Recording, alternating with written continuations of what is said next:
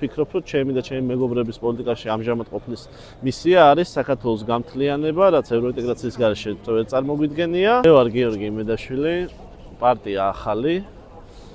დღეს კოალიცია ცვლილებისთვის ძირითადად ჩართული ვარ ხოლმე სტრატეგიის შემუშავებაში, პოლიტიკურ სტრატეგიას გულისხმობ და რა თქმა უნდა კომუნიკაციის სტრატეგიის შემუშავებაში.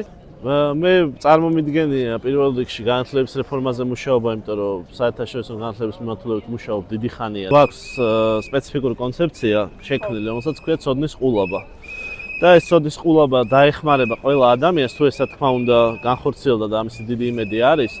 რომ კონდეს დაფინანსებული განათლება, მათ შორის აი სკოლაში საკვების პრობლემაც ამით გვარდება, არა მხოლოდ სკოლის დროს, არამედ სკოლის მეც უმაღლესი განათლების შემთხვევაში, საქართველოს აქვს რესურსი, რომ რეალურად კონდეს უფასო განათლების სისტემა. რეალურად საქართველოს დღესაც შეუძლია, ხვალდილას შეუძლია, რომ ამის ფული კონდეს. აი მაგალითისათვის ივანე ჯავახიშვილის სახელობის უნივერსიტეტის მთელ ხარჯებს შეინახავდა მაგალითად 1500-ით მეტი უცხოელი სტუდენტი რო ყავდეთ, მაგრამ სახელმწიფო ამაზე არ მუშაობს და არ შრომობს. არა და ამ ქვეყანას აქვს ძალიან დიდი ტრადიცია იმისა, რომ იყოს განათლების ჰაბი რეგიონში, იმიტომ რომ იყო ასეთი შუა საუკუნეების დროს. ამიტომ მე ვფიქრობ, ეს არის უმნიშვნელოვანესი საკითხი, რომ ჩვენ აუხსნათ ჩვენ მოქალაქეს, რომ რეალურად საქართველოს შეუძლია რომ ეს კონდეს ხვალ, მაგრამ არ გვაქვს, იმიტომ რომ ეს არ ეპრიორიტეტებად იმ ადამიანებს, ვინც უკანონოდ ზიან ახლა ამ შენობაში, იმიტომ რომ იმათ ეპრიორიტეტებად ჩვენი სიღარიბე, ჩვენი უცოდინარობა, იმიტომ რომ ეს არის მათი ძალაუფლების განხორციელების გარანტი.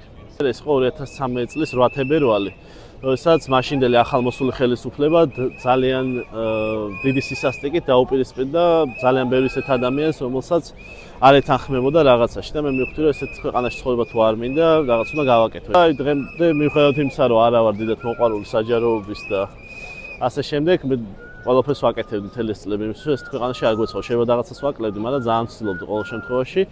ჯერ ისევ ამ წვალებაში ვართ, მაგრამ რაღაცნაირად მალე ალბათ გავიმარჯვებთ და აღარ იქნება საჭირო ესეთი რაღაცების წინააღმდეგ ბრძოლა.